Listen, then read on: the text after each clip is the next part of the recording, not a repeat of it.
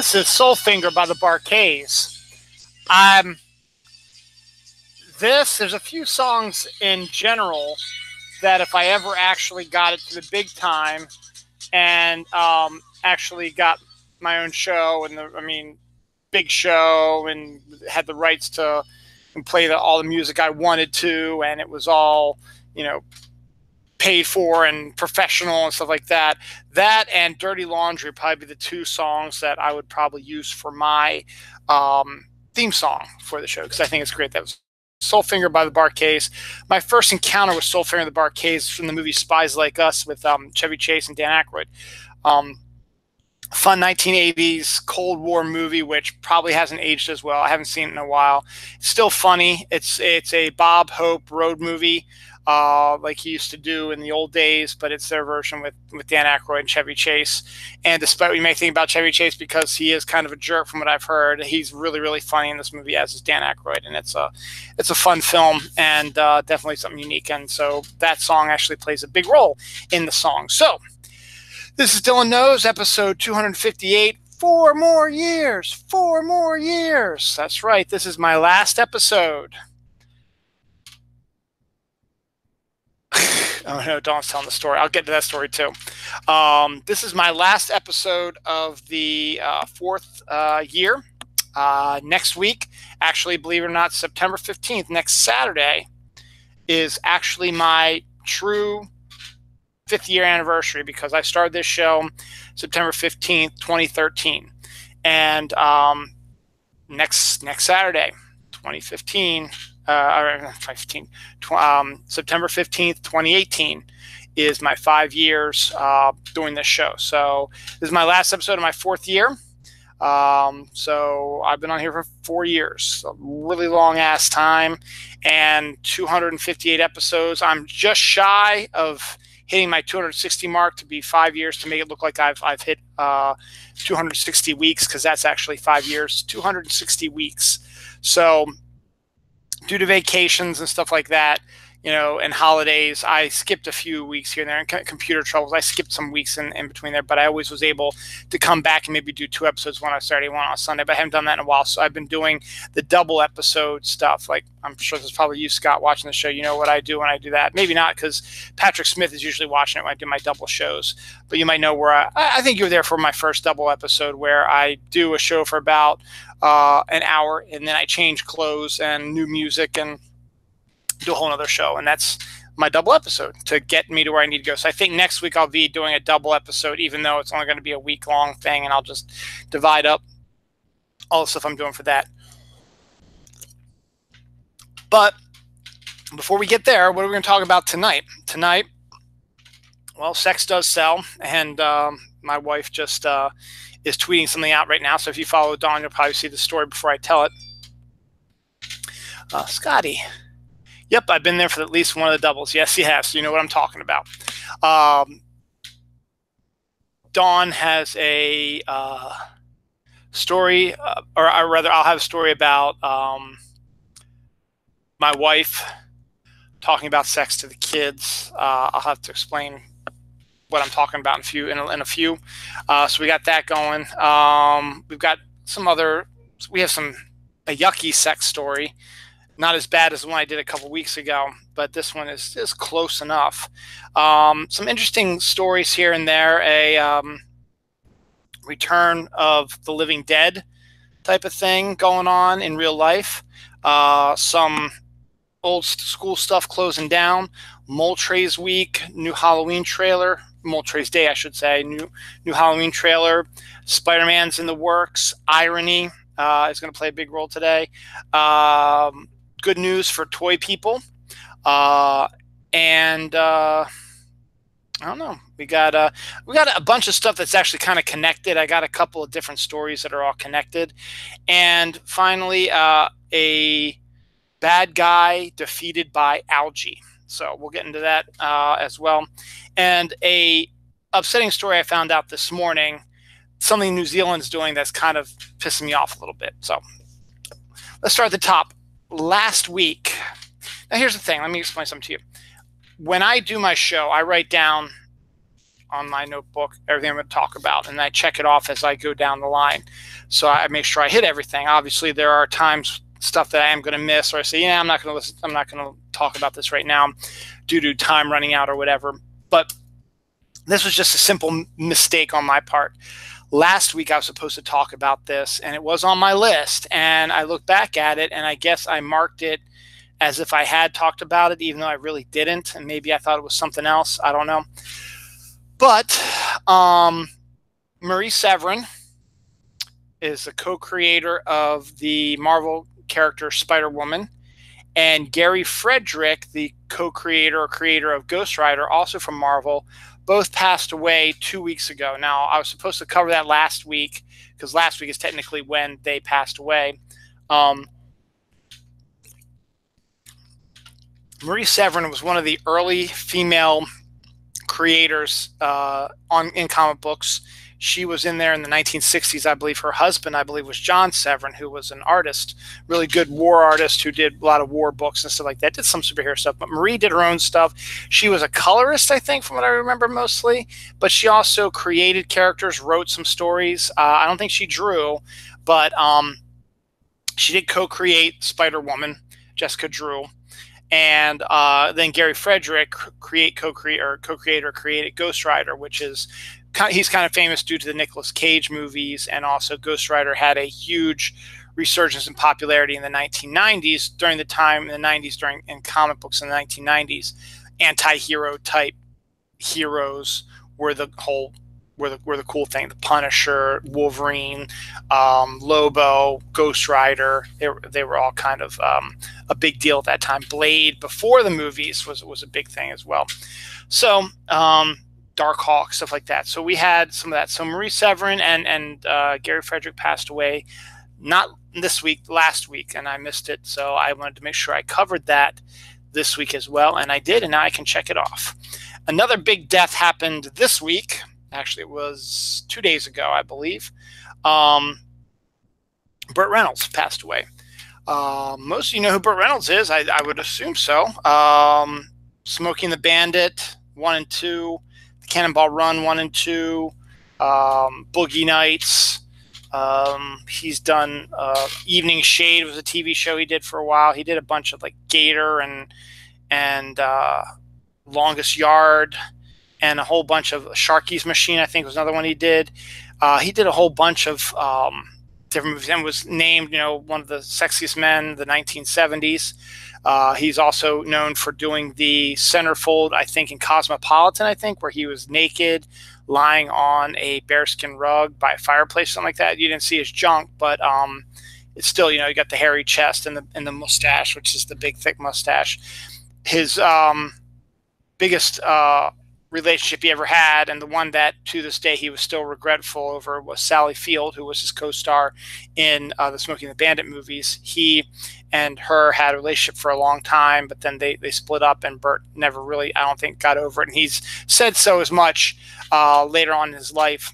And kind of a sad thing, because he was scheduled to be in Quentin Tarantino's new film coming out next year, Once Upon a Time in Hollywood, which is about the Charles Manson killings. Had a really big cast as it was,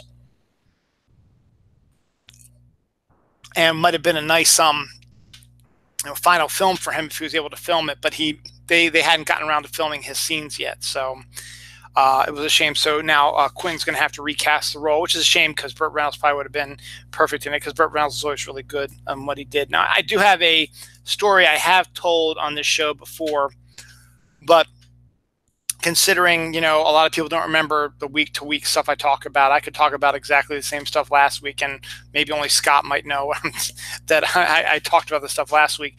But this one is something that I mentioned a few times, and you might not remember. If you did, just bear with me, because I'm always looking for new people to come listen to the show, and maybe this will draw some new people in, and they'll hear the story for the first time. Back in 1981, I was 8 years old, just turned 8 years old. And one of the traditions we had on our birthday was our folks, my parents, would take us, me, the whole family, me, my sister, and my mom, my dad, out to a movie of whoever's birthday it was, their choice. So my sister, when it was her birthday, she would choose what movie that we would go see, and all four of us would go. On my birthday, I got to choose what movie we'd go see, and we'd all go see it as a family. That's family that they wanted to do, and this is before my parents got divorced. So, you know, this is back when they were still together, and they still liked being together and stuff like that.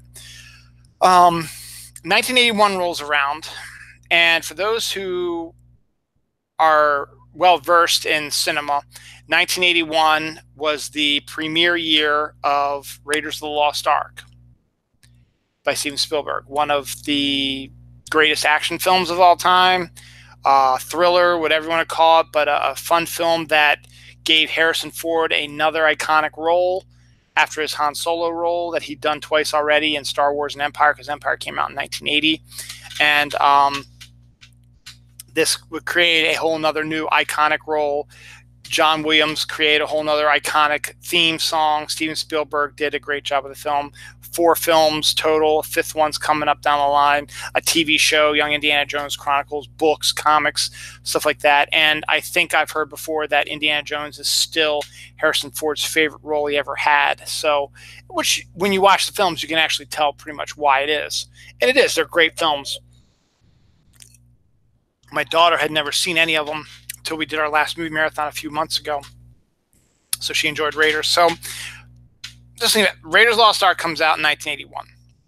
My sister, who's 3 years older than I am, at this time I was 11, was, you know, trying to convince me, begging and pleading, let's go see Raiders of the Lost Ark. Let's go see it. It's a great movie. Everyone, all my friends have seen it. They've all loved it. Let's go. Come on, why don't you choose that? Trying to convince me to see that movie. Now, I didn't want to see it. I was 8 years old. I had no idea the iconic character or the movie, how good it was going to be, or the role it was going to play in the future of cinema. You know, I didn't know it was going to be as big of an iconic hit as it was. I had seen some of the ads for it. I didn't like some of the stuff I saw in it. So I was like, you know what? I really don't want to see that. What I want to see is goofy, corny car chase movies with a huge cast of characters, and I liked the commercials because they were goofy and silly. So I chose Cannonball Run over Raiders of the Lost Ark. Now, a lot of people, in retrospect, no, actually, everyone would say that was a dumb thing for me to do, to choose Cannonball Run over Raiders of the Lost Ark. But you know what? At that time, I was 8 years old, and Cannonball Run was exactly what an 8-year-old wanted to see. Wanted to see cars crashing, racing each other, Dom DeLuise dressed up as a superhero, Burt Reynolds being really cool, Jackie Chan as a karate man, you know, and just, you know, Dean Martin and the Candyman doing their thing. Just a great film, fun film. And it's just like what it was, a fun film. It was a race from one coast to the other to go as fast as you can. And you followed the different groups of people who were all competing in this competition. And it was funny, and it was fast and cool, and I liked it. And I still like it. Raiders is obviously the better movie, but at the age of 8, I chose Cannonball Run, starring Burt Reynolds, over Raiders of the Lost Ark and Harrison Ford. So, you know what? In retrospect, I'm not too upset about it, because I was 8 years old. I don't think I really would have been able to appreciate how good Raiders was at the age of 8, because I would have been continuously thinking I wanted to go see Cannonball Run, and my sister convinced me to go see this dumb movie, Raiders of the Lost Ark. What's that all about? It's a religious thing. I don't want to deal with religious stuff, you know. So, in retrospect, I still think that 8-year-old self did a good thing.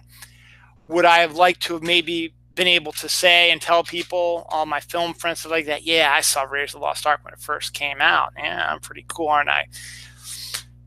I saw Empire when it first came out, Return of the Jedi, the Back to the Future movies, Well, no, E.T. I did see when it first came out, but that wasn't during the height of it. It was right when it was getting ready to exit, like in August. It came out like in June. I saw it in August when there was like one other person in the theater with me, my mom, and my sister. So fun time. So that's my Burt Reynolds story. So rest in peace, Burt. 82 years old. I don't exactly know. I haven't done a lot of research. So I'm not exactly sure what he died of. But he was getting old, and I'd seen that, he wasn't looking too good. So, age kills you sometimes. So, this is a story from early this week. A truck carrying Axe body spray explodes in Texas. I think when they first mentioned that, it was like, Michael Bay's Wet Dream or something like that. It was, Axe body spray is that teenage boy type of spray that you're supposed to spray all over your body, and it's supposed to attract all the chicks who are going to want to, jump on your dong, that type of stuff, and make out with you. But I will admit my nephew Drew, he was an Axe body man. Axe body spray came out after came out recently, so I wasn't going to be wearing it because I already got my woman. But it puts you in mind that being 45 years old, the things I can think of that I did back in the 80s to attract people was Drakkar Noir cologne, Banaka mouth spray. Those were the cool things at the time. Just don't mix them up. You don't want to put cologne in your mouth and Bianca all over your skin. That wouldn't be cool. So I guess that could have been construed and considered as the Axe body spray, except the thing is, with Drakkar and with any type of cologne, you just use it as what's the word I'm looking for, an emphasis. You take your shower, you use soap, you wash your hair, you wash your whole body, including down there in your privates and stuff like that. And you wash the body with soap and get nice and clean, and put your deodorant on and stuff like that. And then to give that little added extra oomph to you, you spray the Drakkar Noir on and the Bianca in your mouth after you brush your teeth, obviously, just to give you that. I mean, it was just cool to just go, that type of stuff. But I think there's a scene in 16 Candles where Anthony Michael Hall goes with Bianca. I was like, yeah, I remember that. I did that. Whereas the Axe body spray was a body spray. So instead of just, a little tip here and a little tip here like I did with Drakkar, the Axe body spray is like used for everything else besides soap. I tried Axe body spray, but it backfired for me. I attracted the women and never the men. If you knew Scott, you know why that's funny. Yeah. But, the stupid things we do when we're young, right? You never know what, you thought, hey, why not? It's make me attractive to anybody at this point. But no, that's awesome. But no, the Axe body spray was what you take and a lot of times people used it in lieu of soap and showers and deodorant. They would, their alarm would get up and they would get out of bed, and then they would get their clothes on, they comb through their hair, and then they take the Axe. Well, I guess before they put their clothes on, they went to their bathroom and did the Axe body spray. Went, so they were soaked in it, and then they walked out the door. It's like, damn, ugh. Now, there's also those people out there now, and we have a couple of those in my work who just lay on the cologne. It's just literally like they took the whole cologne bottle and like that, almost like Axe body spray, but it is an Axe body spray. It's a cologne. You can tell the difference between the scents. So that's just kind of interesting. A truck carrying the Axe body spray explodes in Texas. It's kind of funny, because the Axe body spray is this, teenage thing you think of in explosions, and it's so cool, and wonder if the fire smelled like Axe body spray. Who knows? And who knew I would say Axe body spray so many times during this episode? Last week, and I may have to crib some from my favorite sports radio personality, Jeremy Kahn. I listen to Sports Radio 105.7 here in Baltimore, and I've talked about it before, and I'm not getting into that sports aspect of it just yet. But listening to Baltimore sports fans almost as grating as listening to anybody else, because it seems like they can never be happy with what they have. They're predicting our Ravens, who start their season tomorrow against the Buffalo Bills, going 9-7 and having a crappy year. And we're going to be crappy, and Joe Flacco's crappy, and everything's shitty and stuff like that, and we're not a good team. When, in preseason we went 4-0, training camp, everyone's looked spectacular. Joe Flacco's looked better than he has in years. He actually went out of his way and trained with the new wide receivers outside of training camp. We've got a good draft. It's Ozzie Newsome's last year. And last year our team was awful, and we were one game away from going to the playoffs. One game. We had 2 games at the end of the year. If we would have won one of them, we would have gone to the playoffs. Just one game. We would have just won one of them. We would have gone to the playoffs. No matter how terrible we were at the beginning of the year, one game away. And we just couldn't do it because our team was terrible. But we were one game away, and we ended up 9-7. I honestly, I'm trying to think, in the John Harbaugh era, I don't know if we've ever had a losing season. We've had 8-8 before, but I don't know if we've ever gone underneath that before. I'll have to double check that. Anyway, I only listen to my sports radio when I'm going home from work, which is around the 4:30 to 5:30 time frame. And I listen to Scott Garceau and Jeremy Kahn. Scott Garceau is a legend in Maryland and Baltimore. He's been in covering Baltimore and Maryland sports since the 70s. And he's been on TV. He's done play-by-play of Ravens games and baseball games on TV and stuff like that. And now he does this show for 105.7. And Jeremy Kahn is a younger guy, and the two of them have a really good rapport. And Jeremy's kind of a stand-up comedian, does some good impersonations, but he also is very knowledgeable of sports. He's also a huge sports bettor and loves Patrick Swayze, which is just, it's funny. But he does something that he calls the world of stupid. And I've been lucky enough that I sent him some stuff I found on Facebook, and he's actually used it and mentioned. So if I find something to him, we try to, I try to find stuff that's sports related, because that's what he tries to do with the world of stupid. But sometimes it's just, there's just too many good stories that he has to cover, that they aren't all sports related. Which leads me to last week's episode, where I mentioned that there are millions of people who believe that brown cows made chocolate milk. When you squeeze them, that, squeeze the udders, they made chocolate milk. They poured chocolate milk into your pitchers and stuff like that, and that's how you get chocolate milk. There are millions of people who believe that in our country. And as you all can remember, I went, so I thought, nothing's going to be able to top that. Well, yeah, that's still kind of out there, but this is just one person. Do you remember an actress by the name of Lindsay Lohan? Of course you do. Everybody knows Lindsay Lohan. She came on strong in the early part of the century. The Parent Trap was a great movie.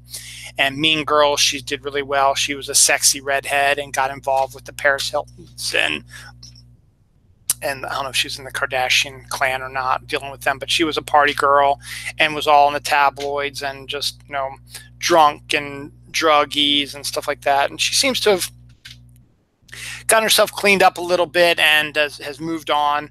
And so she posted a picture on her Instagram, I guess, last week. And she looks good. I mean, she looks a lot better than she has in ages. But that's not the stupid part. The stupid part is what she wrote.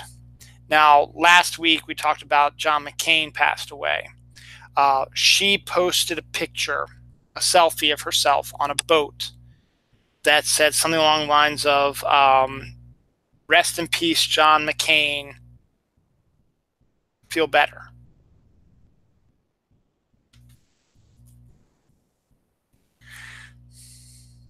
Rest in peace, John McCain, feel better. Now, what's wrong with that? If you don't know what's wrong with that, You're part of the problem. Rest in peace, John McCain. Feel better.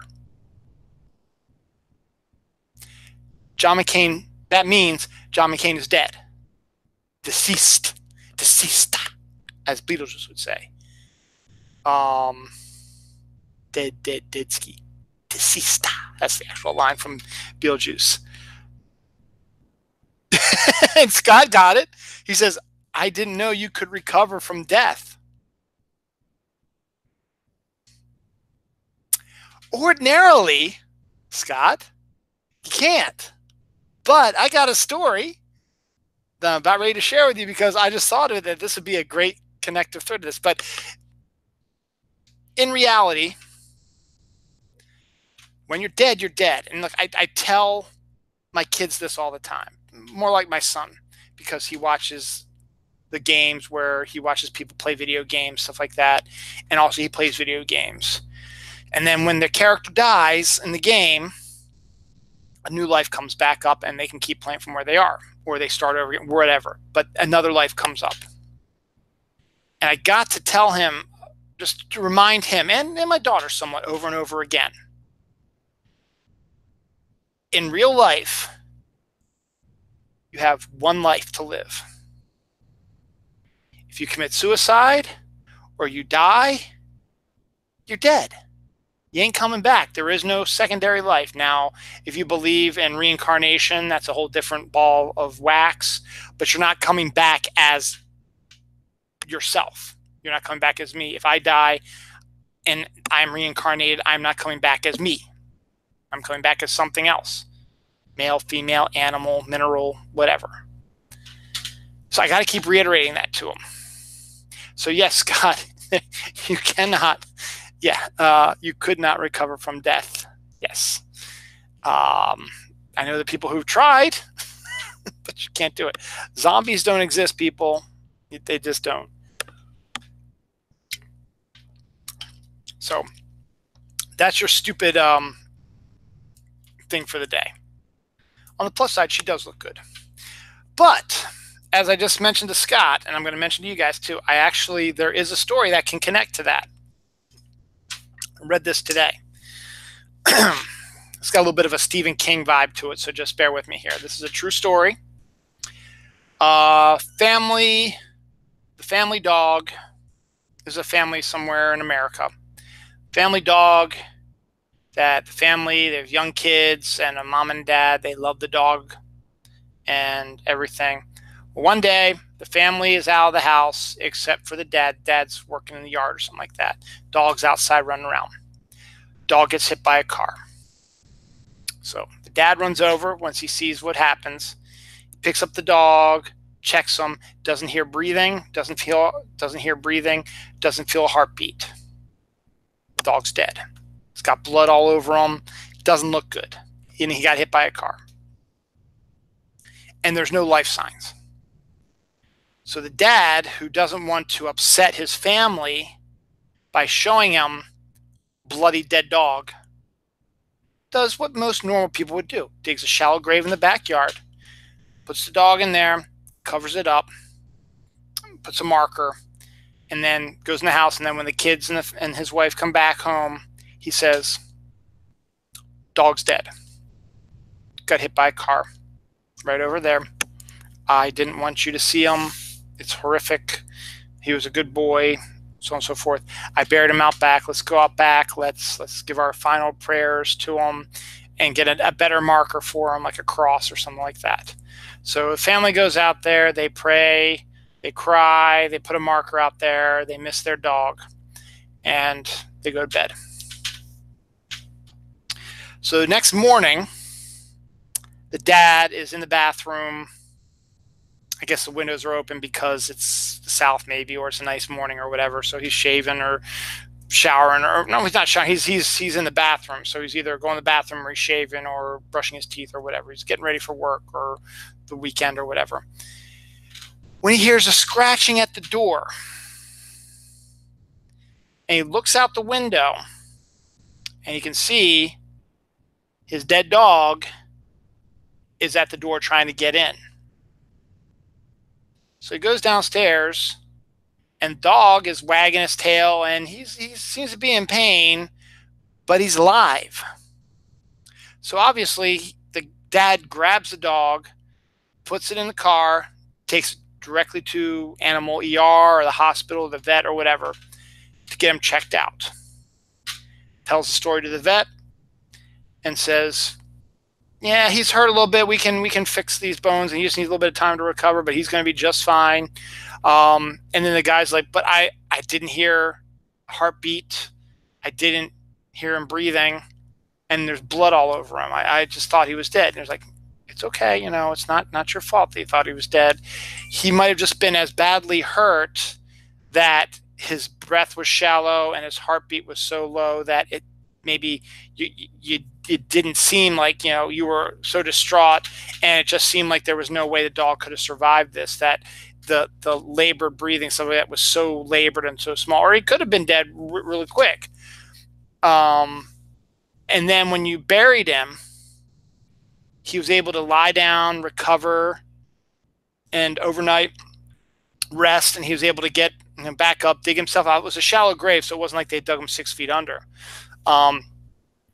Dug out and, you know, wanted to come in the house. So doctor fixed him all up, took him home, they took care of him, and he lived a longer life, and I think he might even still be alive. So I guess technically, in some cases, you can come back from the dead, except John McCain is not going to come back from the dead. Sorry, Lindsay. What's Scott say? Are you sure you're not just talking about an upcoming reboot of Pet Sematary?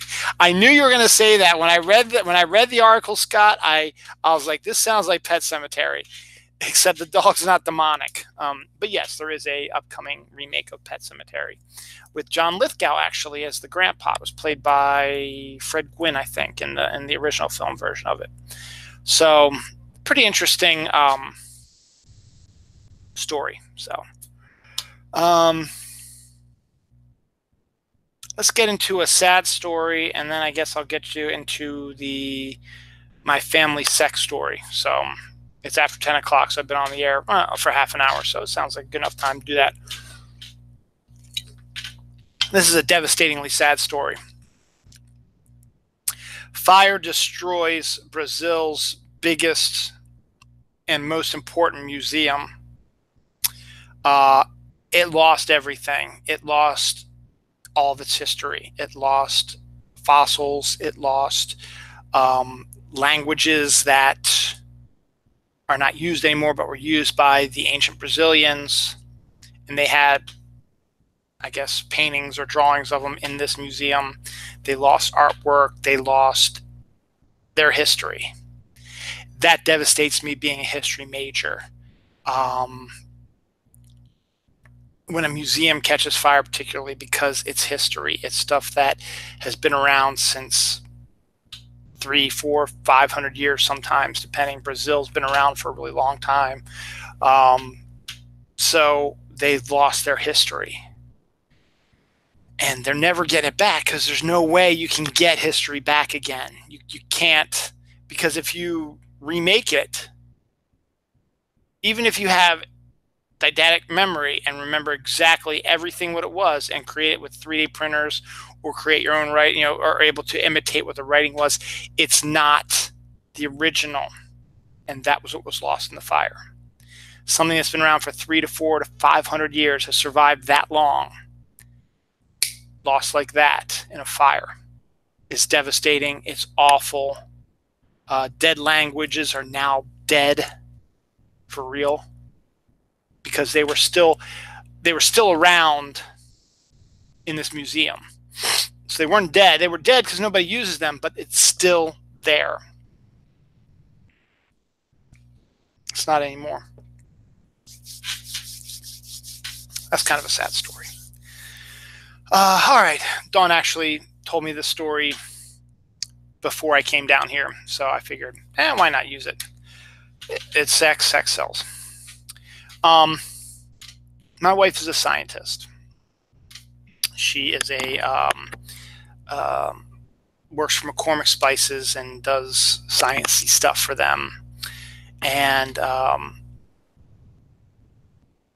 She's really smart, but she also is not going to back down if the kids ask questions. Like, when a kid might say, where do babies come from?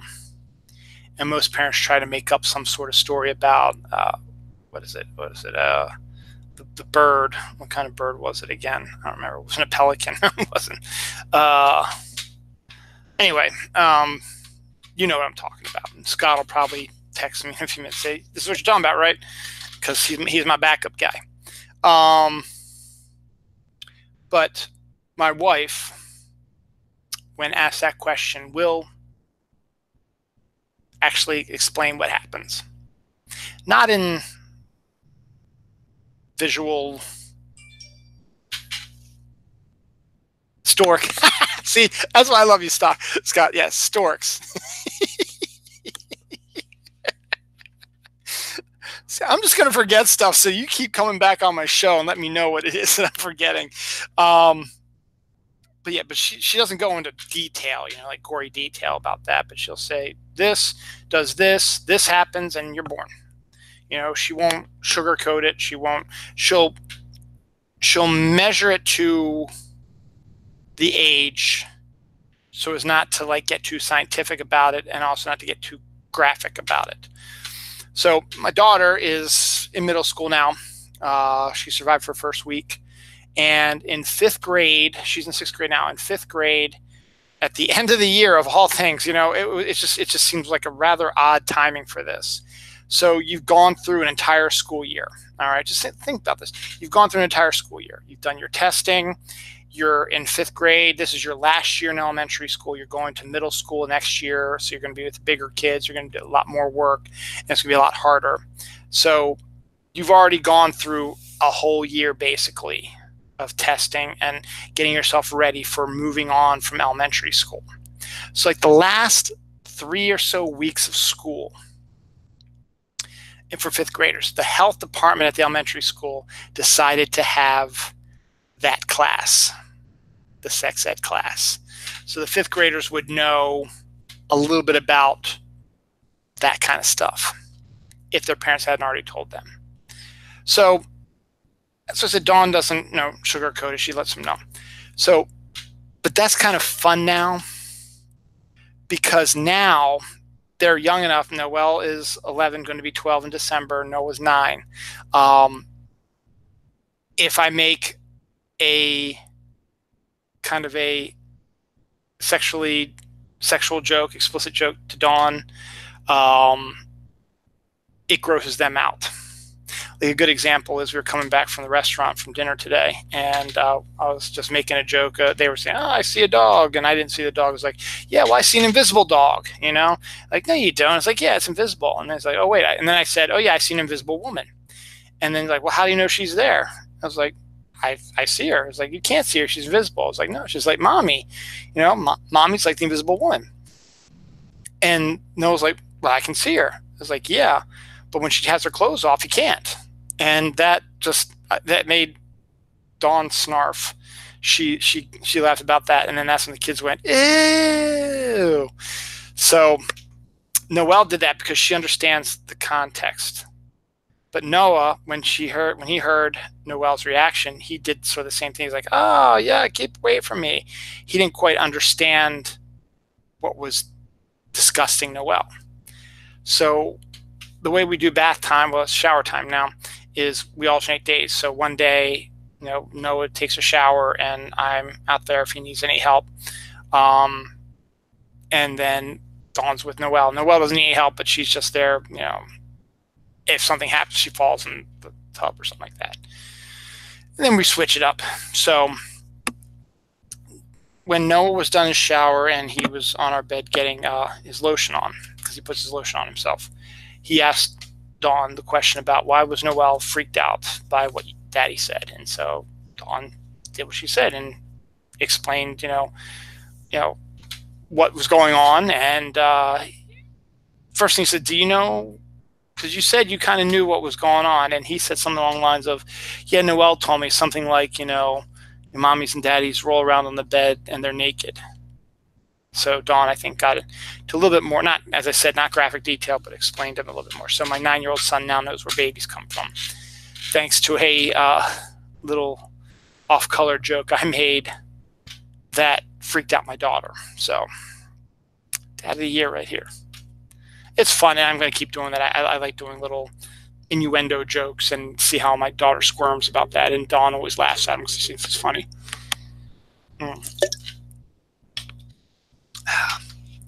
So that story. Irony. The definition of irony. Floodwaters plague a lab where scientists are studying coastal flooding. That's what we call irony. I just wanted to say that's irony. That's an ironic story. So, you know, they're studying coastal flooding, and they just need to walk out their door and they can study it. So, irony. The Pentagon is investing $2 billion into artificial intelligence. Okay.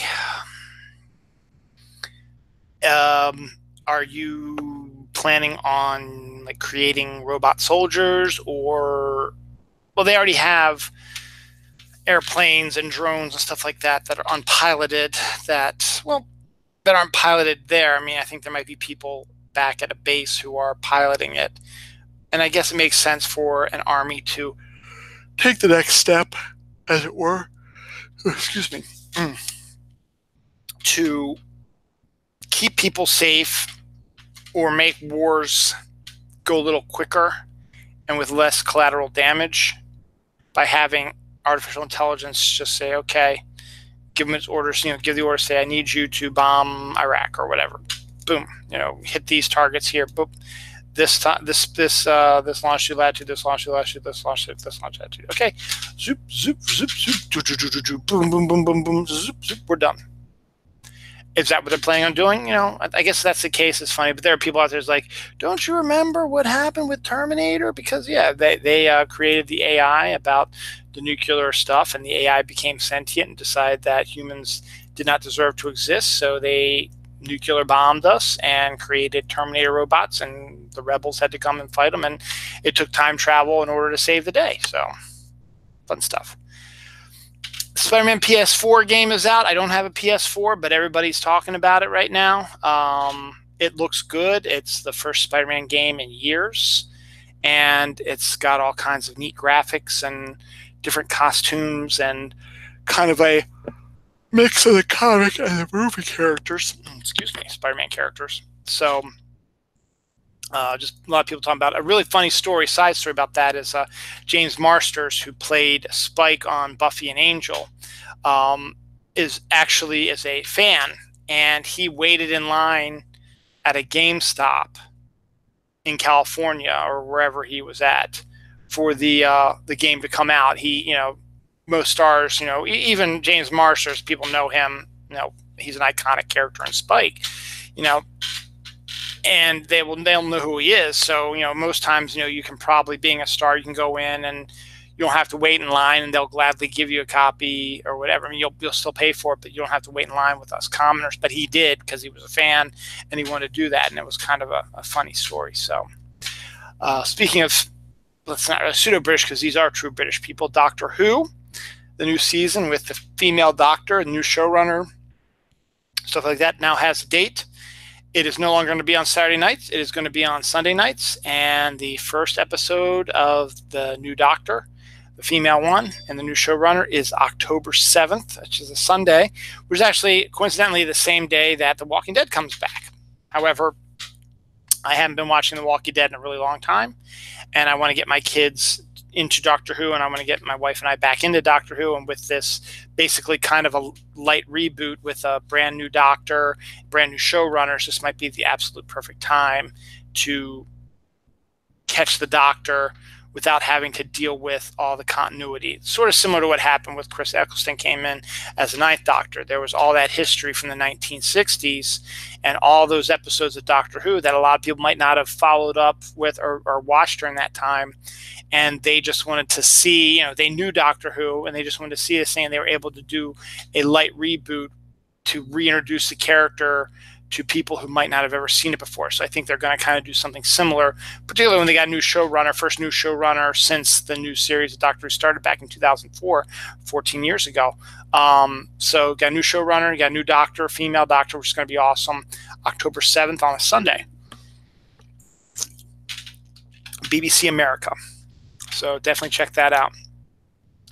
A couple weeks ago, I talked about the Academy Awards doing some new awards and stuff like that. Well, they've already backed out of one after a lot of people started kind of complaining about it. The Academy is removing the Popular Film Award from the 2019 Oscars. They might bring it back for 2020 or 2021. They might. It's not fully dead, but it's just one of these kind of weird things where in order to try to get more people to watch the show, they were going to create a whole other award for popular films. So like this year you'd have Black Panther and Star Wars, or Solo rather, and Deadpool and Avengers Infinity War and Mission Impossible and all these hugely popular films that have made a lot of money.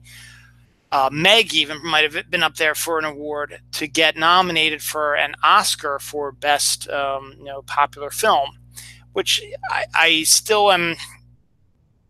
I'm kind of okay with, but at the same time, I understand that that's not what the Oscars are, and also that the popular film category might then take away from a film like, say, a Black Panther, that might be a legitimate Academy Award for Best Picture nominee.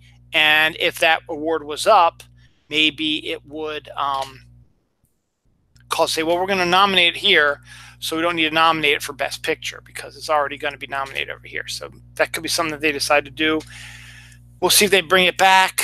I think they need to acknowledge the popular films because, to be honest, I really haven't watched a lot of the Oscar-nominated films in a few years now because my whole life is different now. Back when I was single, or it was just my wife and I, we could, I could watch movies whenever I wanted to, go out and see them. But now it's, I feel guilty because one of us is doing something that they like, and the other I stay with the kids because the kids aren't quite old enough yet to stay by themselves. Or I want to spend time with my kids, my family, whatever, and just some of these Oscar bait movies just aren't as interesting as they used to be when I was younger. So it would have been nice to see, more popular films get nominated. And maybe that just is the nomination process. But Hollywood votes on it, and they're going to vote for these Oscar bait movies. So I don't know. So we've had, I think I mentioned this last week, but I'm going to bring it up again. We all know Toys R Us has gone the way of the dodo and the dinosaur. They're extinct now.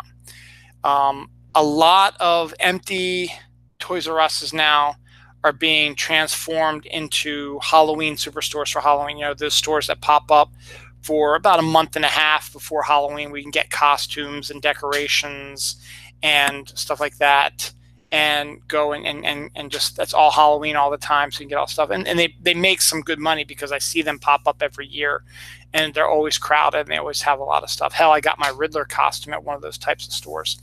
Well, a lot of them, including the Toys R Us down the street from me in Reisterstown, they are shut down also. It is now a Halloween place as well. It hasn't opened just yet. It'll be opening very soon. But they're turning an empty building into a place that you can buy stuff at now. So it's a good idea, I guess. The Toys R Us is pretty big, so they might only be using a small section of it, but it's a good idea. But FAO Schwarz, which had shut down a few years ago, is now starting to decide that it's time to make a comeback now. They've reorganized, and they're starting to make a comeback now. I remember we had a FAO Schwarz smaller toy store at Towson Town Center, which is the big mall in Towson, and that one shut down, and now I don't even know what it is. But FAO Schwarz is coming back now, so the toy stores are starting to make a comeback now, which is good because while it was great, well, not great, but I mean, when Noah's birthday came up, we used to go to like a Toys R Us or any myriad of different stores and let him walk around and see what he wants. And then we take pictures of it. And then we'd either buy it or we'd pass it on to family and say, hey, he was really interested in this. So without a Toys R Us now, we went to a few different places, and then we had to go on Amazon. And, well, he's talked about this. So we got something that we thought he would like. And in the end, we did get what he liked. So, but, Target and Walmart, they still have toys.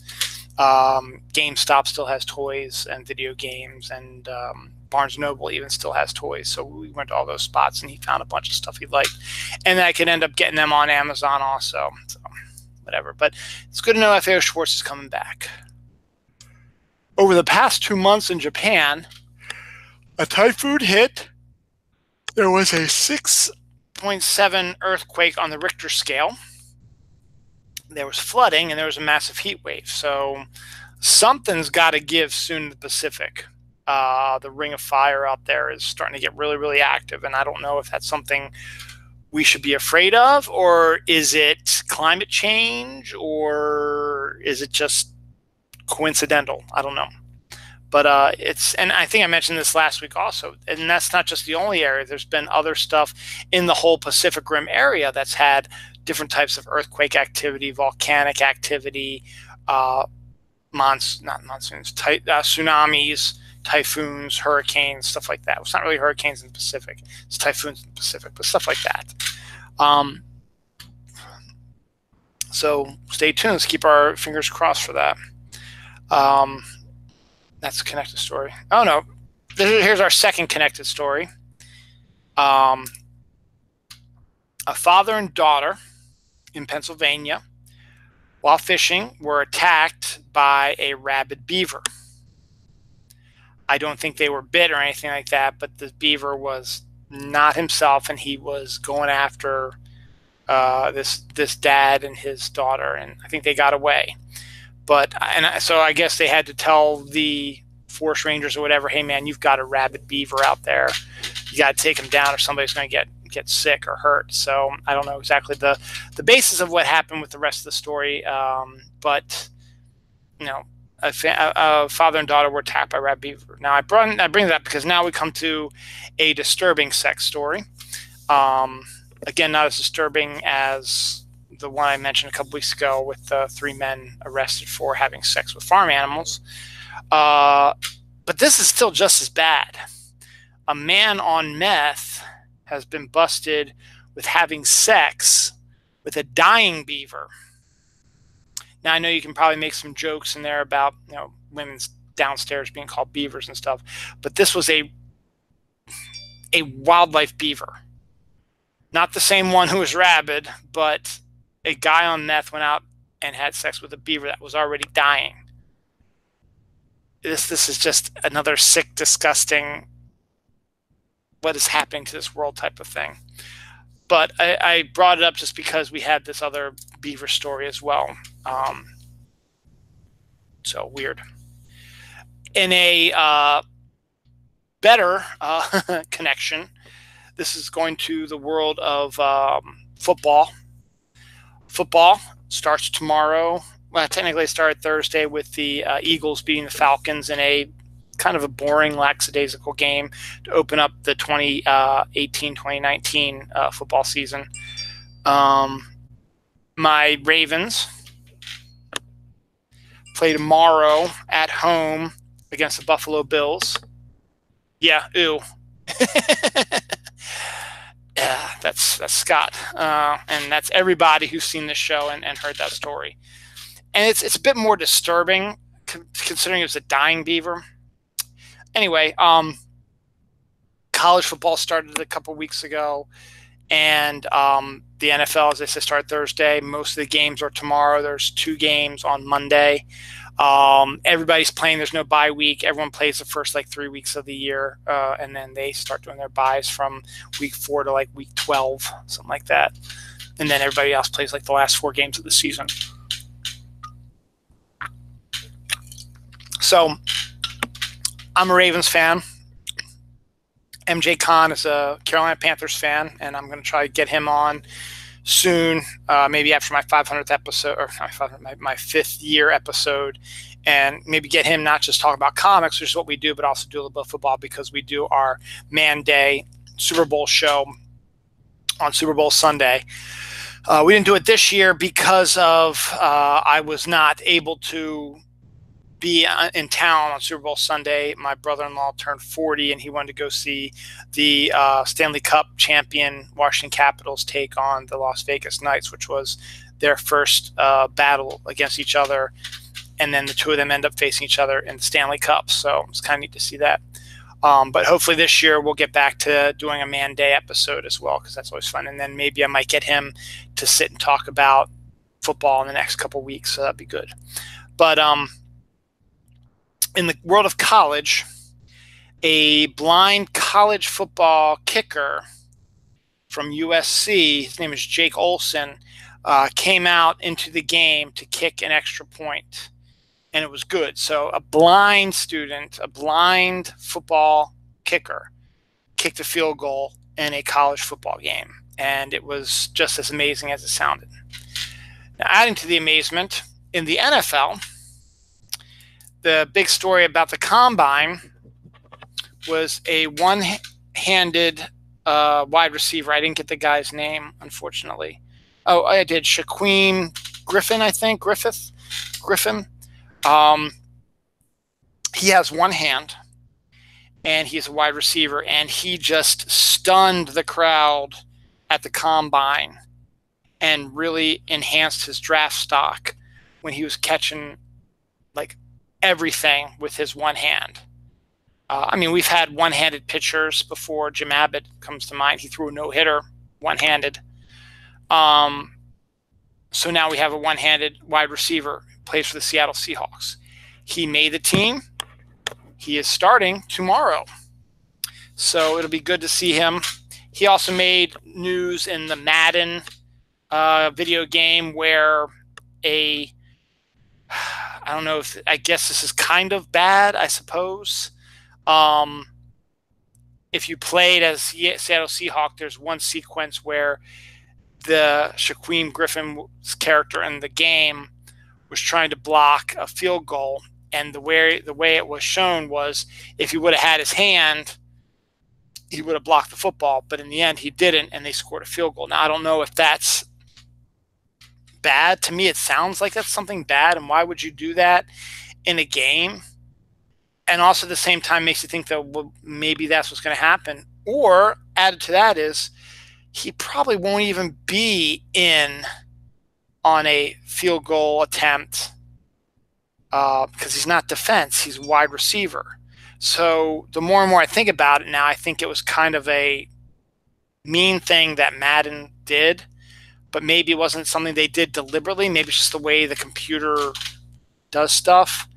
But he's a wide receiver. He would never be out there for a field goal or a punt or anything like that.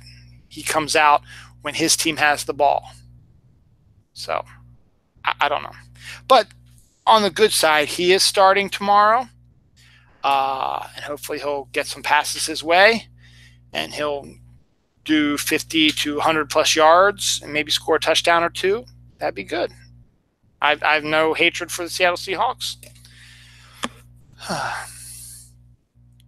A suspect was defeated by algae as he was trying to swim away from police officers. A guy was pulled off to the side by police officers because he was speeding, but he didn't want to get busted, so he ran out of his car and tried to swim away, jumped into a lake or something like that to try to swim away, and the algae was just so immense that he was swallowing it, and it was just all over him, and it was giving him, and he was a hard time trying to swim in all this stuff. He didn't know what was going on, and the police were able to catch him because of that.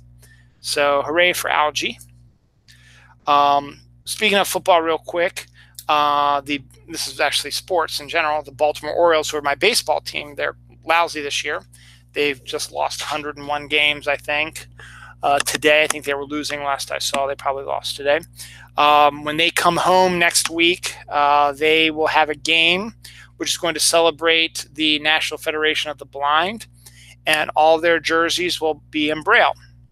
Their Braille names, so the names will be back there in Braille and how it is in Braille. So, I mean, not that the blind people will be able to see it, but it's a good gesture. So, good on that. I'm gonna let you in on a little secret, and you might think this might be TMI or whatever. I like leopard print. Not necessarily on me, but on women particularly. I like seeing leather print bras, underwear, clothing. I don't know what it is about leopard print. It looks really cool. Well, apparently it's back for the fall, so the fashionistas are all getting into leopard print and stuff like that. So hooray for leopard print. So that's the TMI section of this episode. Well, that and the story I talked about earlier, which my new viewers who came on, you'll have to go back and watch and see. Scotty knows. Scotty can tell you. Captain Marvel, the Marvel movie coming out in March. We're all anticipating the new trailer. Trailer for it should be out really, really soon. It's, to be honest, I think it's a little past due for a trailer, so I don't know what the holdup is on that. But Entertainment Weekly this week did a cover story on Captain Marvel. Brie Larson as Captain Marvel is on the cover.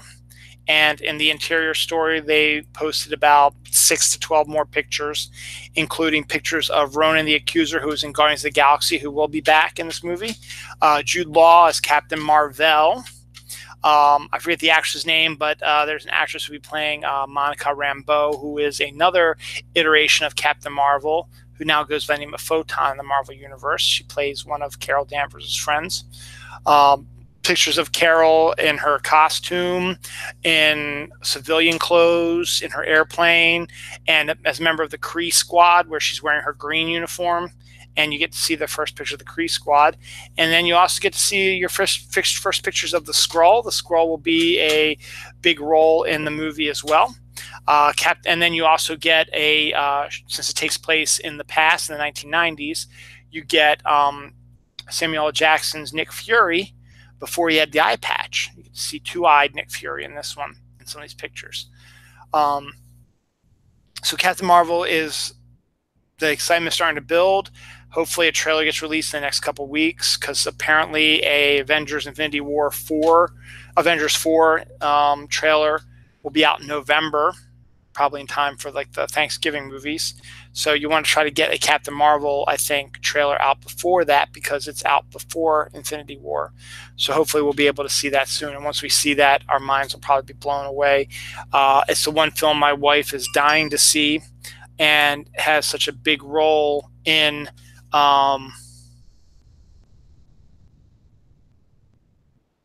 the big war, thing to do in Avengers Infinity War.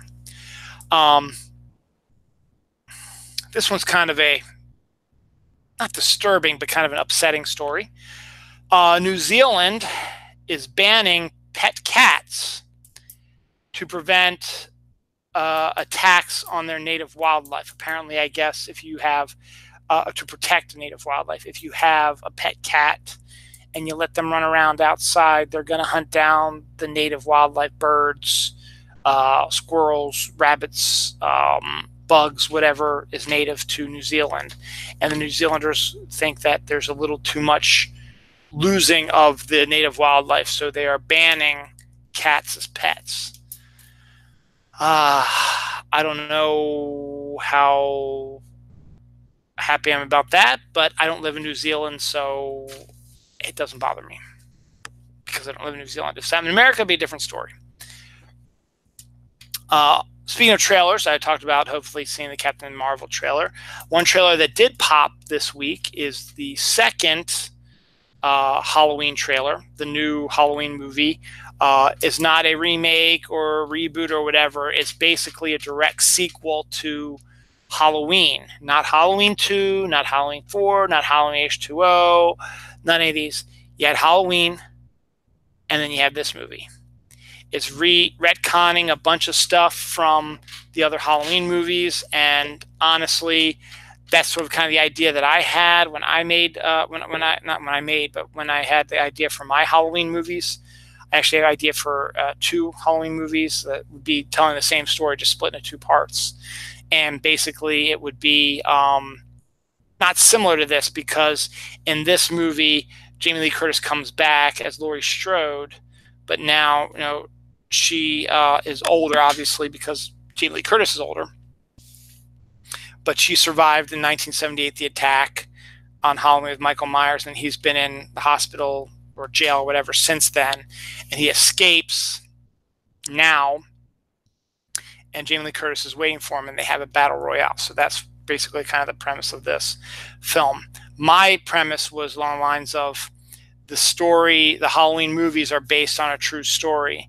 And the character that I would be playing would be a police officer who survived, or FBI agent who survived the attack. And again, he's in prison and stuff like that. But he's up for parole, and something happens that snaps him after the parole meeting, and he gets out. And so it's up to me and my new partner to track him down. And also there are some like ghost hunters doing a live Halloween broadcast from his house, and he's going back there to attack them. So it's all kinds of neat stuff. How did I miss this new Halloween trailer? Now I have to go look for it. It's not too hard to find, Scott. Actually, let me see if I can dig it up for you. I think I had it around here. It's brilliant. It's actually the one thing that I'm taking away from it is that it seems to be a lot more. It's going to be a lot more violent than the original Halloween, but it's got John Carpenter is not directing it, but he is doing the music again for it, and that's pretty cool. And you got Jamie Lee Curtis back playing that role as well. Let's see if I can find this for Scott.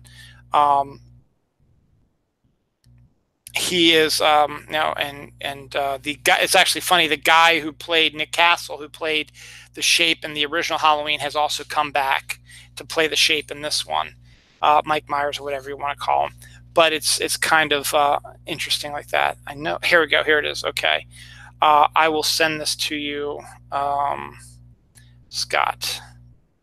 Retweet with comment at Scott Troutman. There you are. Oh, no, Scott Troutman. There we go.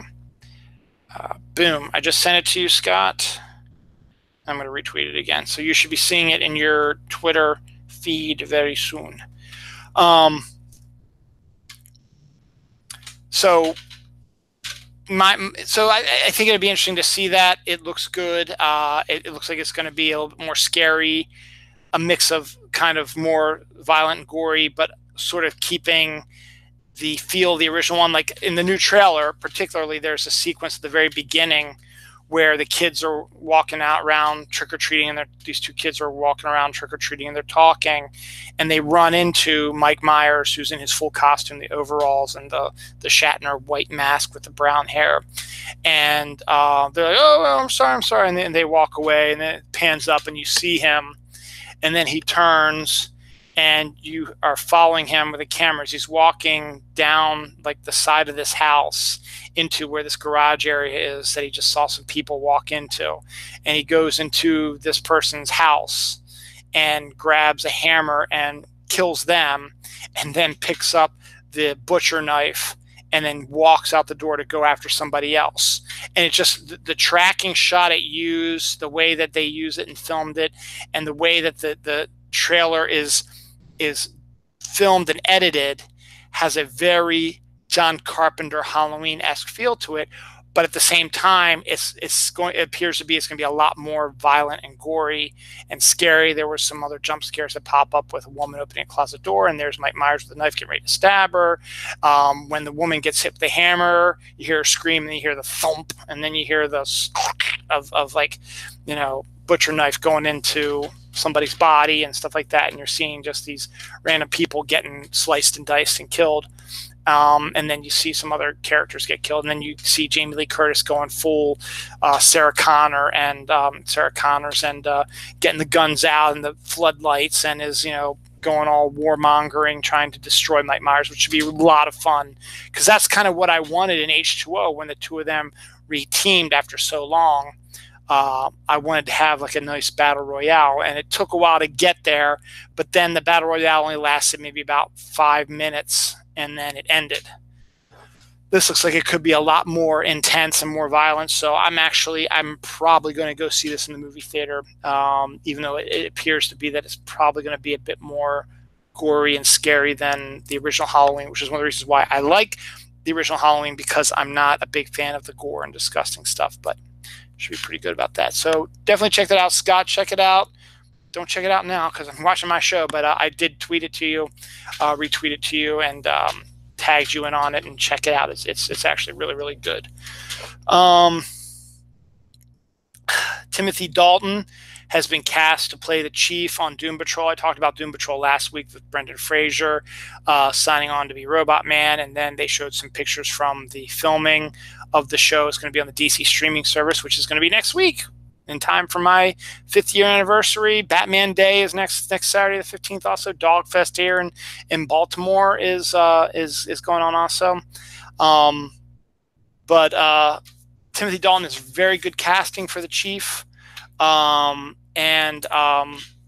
think this show might almost be worth getting the streaming service, but I'm not going to, because again, it is more money. But it's one of these things that, well, when they release it on Netflix, if they do, or if they get a DVD collection of it, that might be one that I say, you know what, I think I'm going to pick this up and grab it and take a look at it when I get a second, because right now it looks better than Titans does. So, though I like the Hawk and Dove look for Titans, and I liked the Robin originally, but then when I saw the first trailer and Robin's killing people and saying "fuck Batman" and stuff like that, I was like, yeah, no. A plane lands in New York City where 100 people, or over 100 people, are suffering from what they believe is food poisoning. Now, it's always interesting because this is real life, but at the same time, a story like this makes you think of Airplane, the movie, and also maybe a little bit of shit. My mind is blank again. The Plague movie that Guillermo del Toro wrote the books for, and they did a TV show that just recently went off the air on FX. Oh God, my brain is dying right now. It's getting late. Oh, well, Scott, if you can think of it, let me know, and I'll call you on that again. But it's always scary when you're in an airplane and people are getting sick on board, and particularly if it's food poisoning, because you're all basically eating the same food, and if one person is getting sick from food poisoning, the other is going to the strain. That's what it is. I got it. So you don't need to write that in, Scott. The Strain is that book that Guillermo del Toro wrote, and then they did the movie, not the TV show version of it, that lasted 4 seasons. Yes, you got The Strain. Yeah, I got it just before you texted to me, but you tweeted to me. But yeah, so the first scene in that Strain is an airplane where it lands mysteriously, and everybody goes in, and they're all like in trance. They look like they're all dead. So it kind of reminded me of that. And then there was like somebody who made a story like the zombie apocalypse begins at the New York airport, where everybody is sick and dying of something, and it's not true, but it's got sort of that feeling, as like when you have an airplane and there's people who are sick or unconscious or dying, whatever, and it's filled with people, and it's kind of scary because you're all in a compressed area and everybody's getting sick. You're going to get sick, and there's the fear of that. You never know what's going to happen. So kind of wild. Speaking of probably getting sick, a store was caught placing googly eyes, those little plastic googly eye things that you can get in any store really, on fish to make them look fresh. So a seafood place or whatever had all these fish lying in their thing to make them look fresh, so they took googly eye sticker things and put them where the eyes actually were, so they looked like their eyes were open. Because whenever you go to one of these seafood places and you want to buy like a whole fish and stuff like that, they're usually cut up and divided, but the eyes are still open for the fish on the fish heads. This is kind of a local story, but it has a little bit of an interesting twist. The Fudgery, which is a fudge making company that started here in Baltimore, and had been around since when Harbor Place opened back in the early 80s. The Fudgery is one of these places where and this is what drew you to the Fudgery was, first of all, you'd walk into one of the Harbor Places and you would immediately were hit with the smell of chocolate and caramel and just the sweetness, and it was wonderful. And you go over and it's an open air area and they make the fudge in front of you, and the way to get people to watch you make the fudge is the people sang. So while they're making the fudge, they were singing songs and doing dance moves and stuff like that while they're making the fudge. And the fudge was actually really good too. So it wasn't just, but the entertainment value was you always wanted to come and see them making the fudge, and you would hear them singing and dancing and stuff like that. Well, an interesting fun fact, there is a band out there by the name of Drew Hill. They had some big hits in the 90s, I think. But they started here in Baltimore, and a number of the members of the band worked at the Fudgery because they were singing those songs and doing the dance moves. So a bunch of them got together and said, hey, we should start a band. And they started playing together, and they got a record deal, and they released a couple of records that were pretty popular worldwide. I haven't heard from them since. I think they've broken up by now. But the fact is, at one time in the 90s, there was a band called Drew Hill, which came from the Fudgery, and now an era is done. The Fudgery is closing, which is a shame because it's been there. They cut out the singing and dancing a while back, but it's still, when you walk into Harbor Place and you get that whiff of the chocolate, it's always wonderful. And the fudge is brilliant. It is great. And it was always one of those things that's always been there since the Harbor Place has been there, as far as I remember. So it's a shame that's going to happen. An interesting story. A nurse, a nurse who saved a preemie 28 years ago, reunites with the preemie, now a doctor who is at the same hospital as this nurse. So he survived, obviously, with the help of her, the nurse, and he grew up and decided he wanted to become a doctor, went to medical school, got his doctorate, became a doctor, and went to work at the same hospital where the preemie nurse took care of him. That's always a fun, good story to hear. And I like to do these nice stories every once in a while. Speaking of animals, in a good way, not in the freaky, weird way I talked about, a man hears that lashed pets are allowed in a specific store somewhere in the South, probably like Texas or something like that. So he brings in his lashed horse.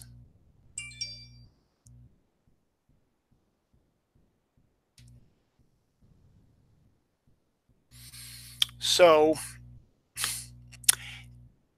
he's not really breaking the law, because they say leashed pets are allowed into the store, meaning dogs, particularly, maybe the cat here and there that might have a leash, but it's mostly dogs.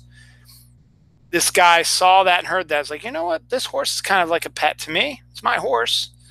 And brought the horse into the store. Not breaking any laws, really, to be honest. Just kind of a neat story there, too. Oh, yeah. Mattel, the toy company that makes like Barbie and maybe Transformers, stuff like that, I'm not sure. They are following in the footsteps of Marvel and DC Comics, and they are creating their own film division.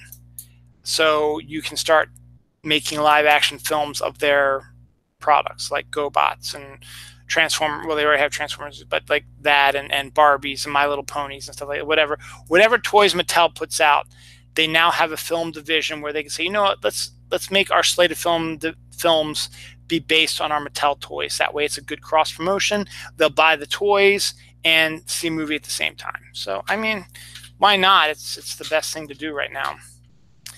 Scientists spot an ancient ultra-fast wind from the early universe. So I guess they were able to spot it in space. I guess you can see the wind.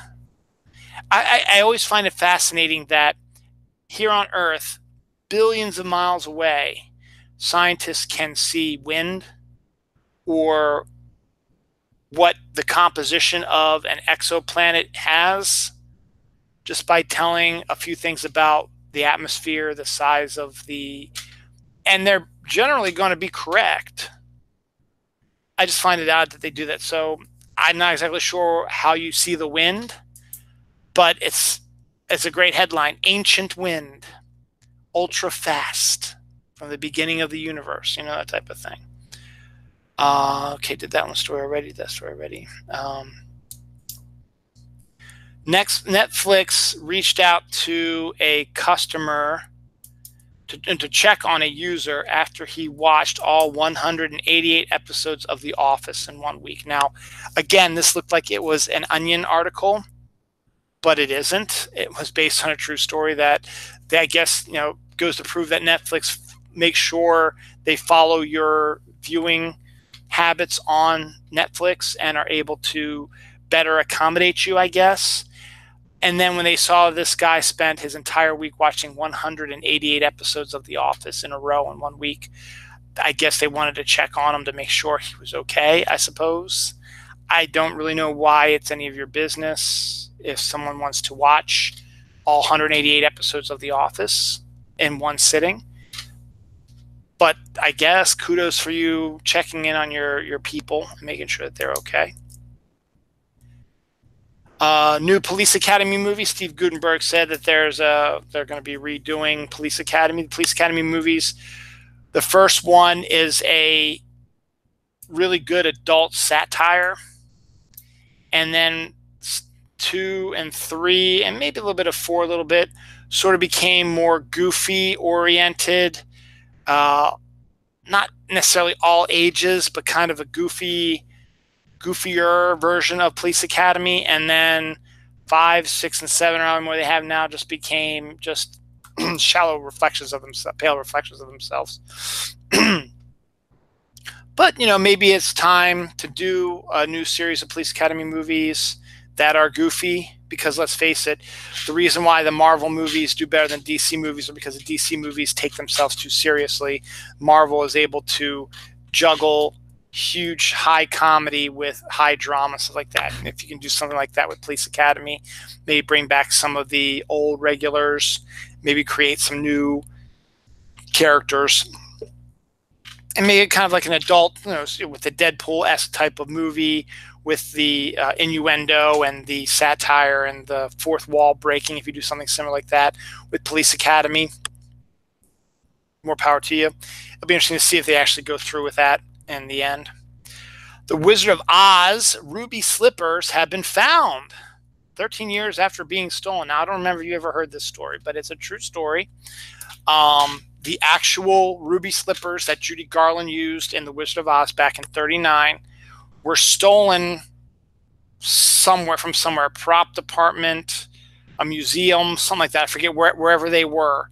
They were stolen and disappeared basically off the face of the earth. There were, I think they were sending out rewards to anybody who could find it and stuff like that, because it is a important piece of cinematic history. Well, now 13 years later, after they were stolen, it has been recovered. History wins. Good job. I guess you got to have something to offset the Brazilian Museum destruction, which was awful. The last story I have to cover before I do my Check Eye Days and my This Week in Film and TV and Movies and Music is one that just came up today.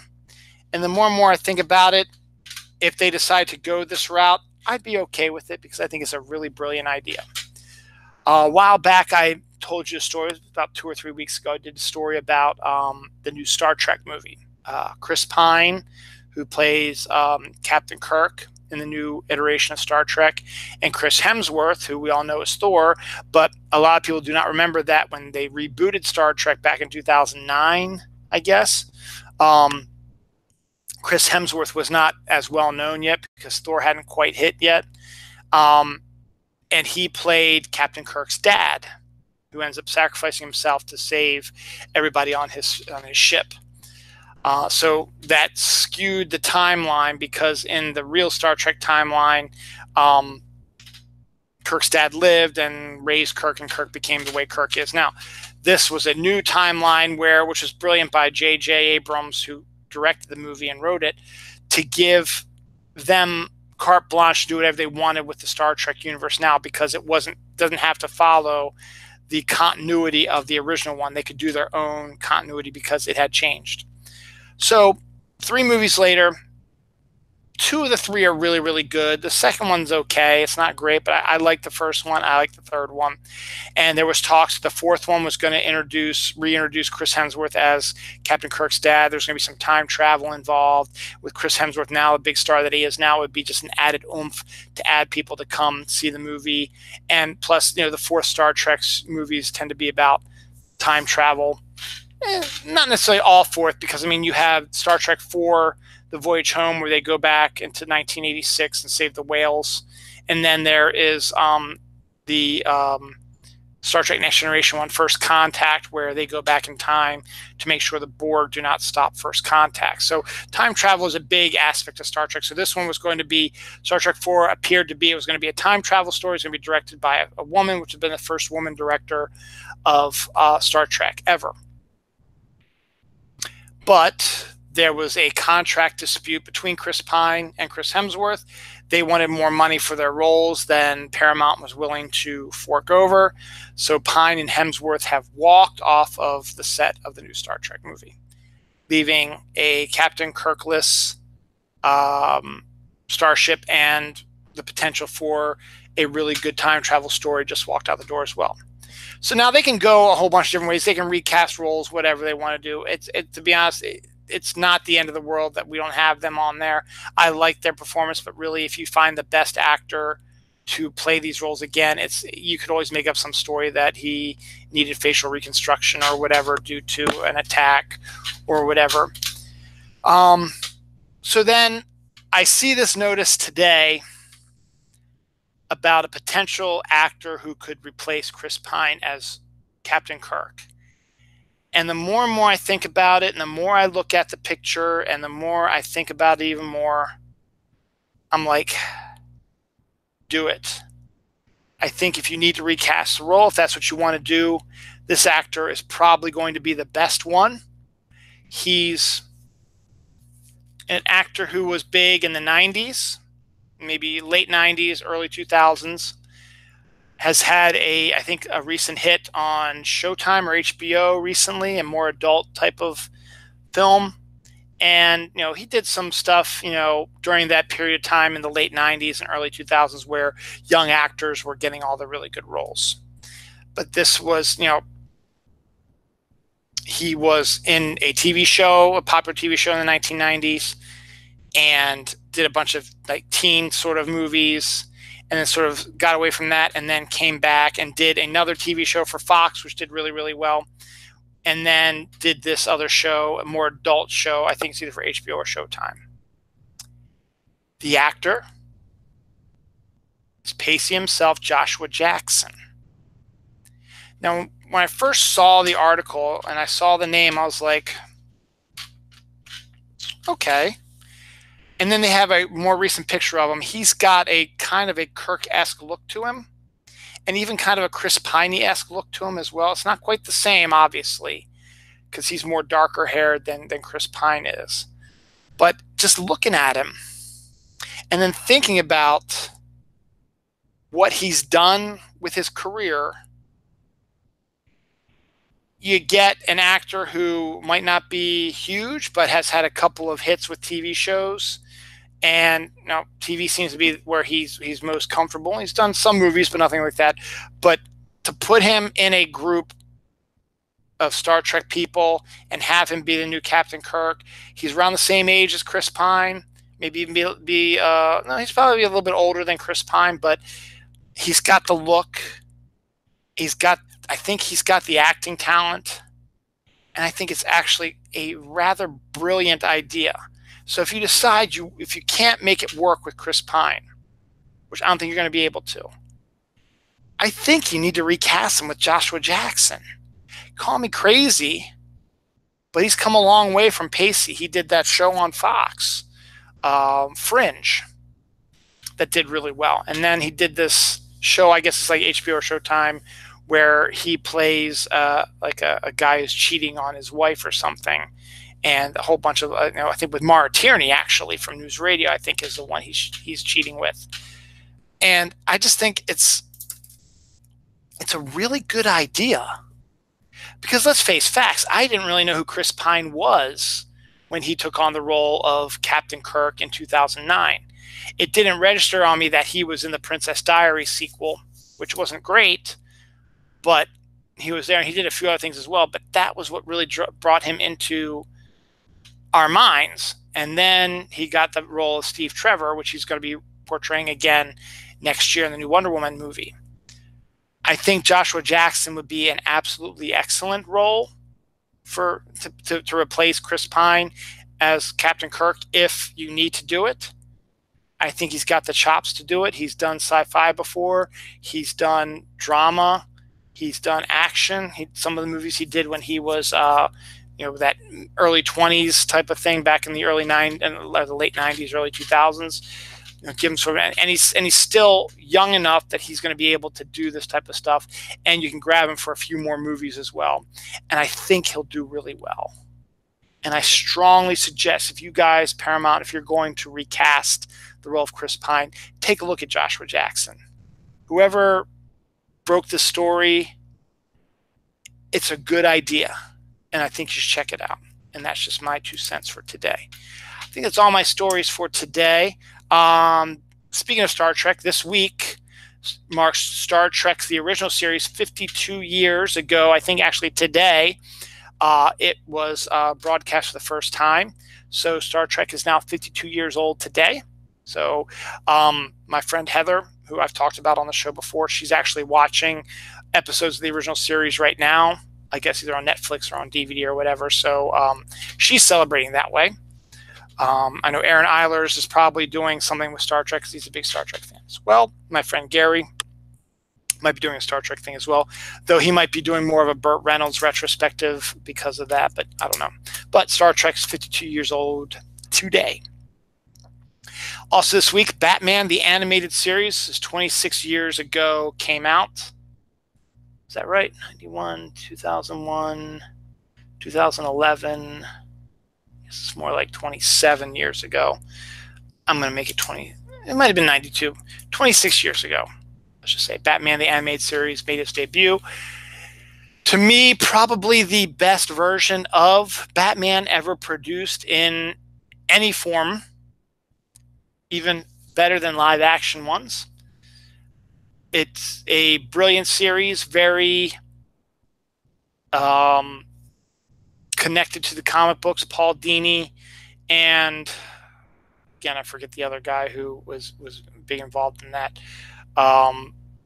made it work, and were able to spin off Superman and the Justice League from that as well. And it was a great series. They're celebrating its anniversary they're going to be releasing a massive box set, I think next year, or maybe in time for Christmas. I don't know. Every episode, every movie that they've done, and I think there's going to be some Funko Pops in there, and it's all been like re-digitized or whatever on Blu-ray, so it should be pretty interesting. Also, cartoon related, He-Man and the Masters of the Universe came out 35 years ago in the 1980s, so He-Man is older than Batman the Animated Series. He-Man was always one of those, okay, it's kind of, a show I watched a little bit, but it wasn't really like one of my favorites. To be honest, one of my favorites, and you're going to maybe look at me like I'm some bizarre thing, is celebrating its 34th anniversary this week, Heathcliff. and Cats and Company. As it was called Heathcliff, and you had Mel Blanc doing the voice of Heathcliff, who was the guy who did the most famous voices for Warner Brothers, Bugs Bunny, and all that. He did the voice for Heathcliff. It was a half-hour show, animated, and they did like a 15-minute Heathcliff cartoon and then a 15-minute Cats and Company cartoon, which were new characters, the junkyard cats that formed a gang that lived in the neighborhood that Heathcliff lived into, and Heathcliff occasionally would cross over with them, or they would cross over with Heathcliff. But Heathcliff, for whatever reason, I really enjoyed the show. It had great stories, had awesome music, and you had Mel Blanc doing the voice of Heathcliff before he passed away. It was, I'm always going to remember, certain episodes, the Cats and Company one where Riff Raff falls asleep watching a monster movie, and he dreams that his Cats and Company cohorts were doing this monster movie thing, and just the music and the quality, it just amazing. It was just a great series. To wrap up our cartoon discussion, Darkwing Duck was 27 years ago. So good on those for cartoons. Xena Warrior Princess came out 23 years ago. Wow, 23 years ago Xena came out. Man, time flies, doesn't it? 23 years ago. To Wong Fu, Thanks for Everything, Julie Newmar, Patrick Swayze, Wesley Snipes, John Leguizamo, and Drag, 33 years ago. Still kind of a funny movie.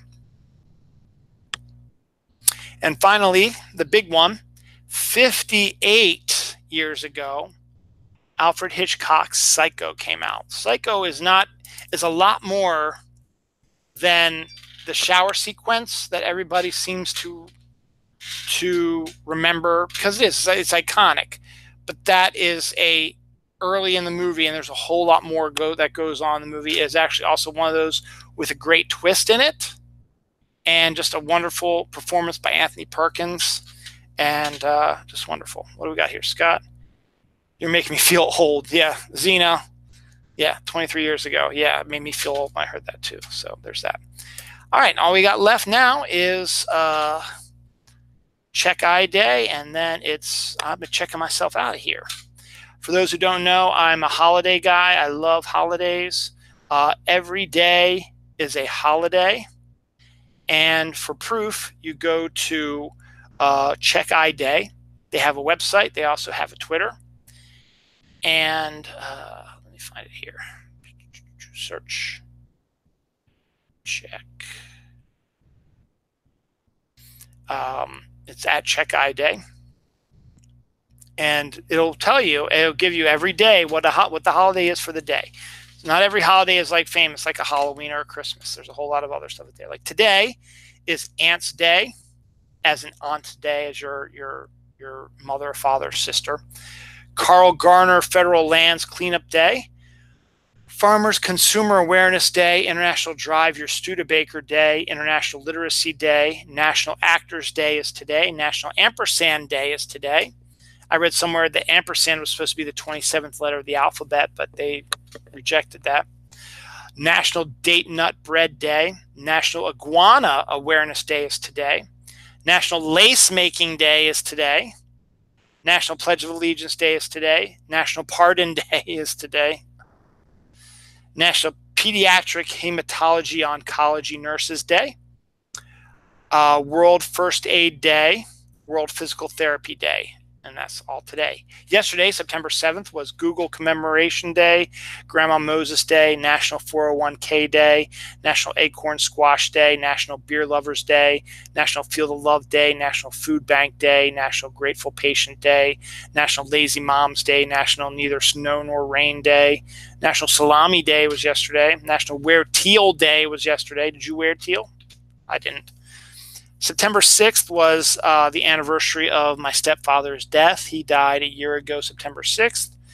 My mom's doing okay. We're doing okay. All's good. But September 6th is also Barbie Doll Day, Fight Procrastination Day, Great Egg Toss Day, National Coffee Ice Cream Day, Read a Book Day, Stillbirth Remembrance Day. And then tomorrow's holidays.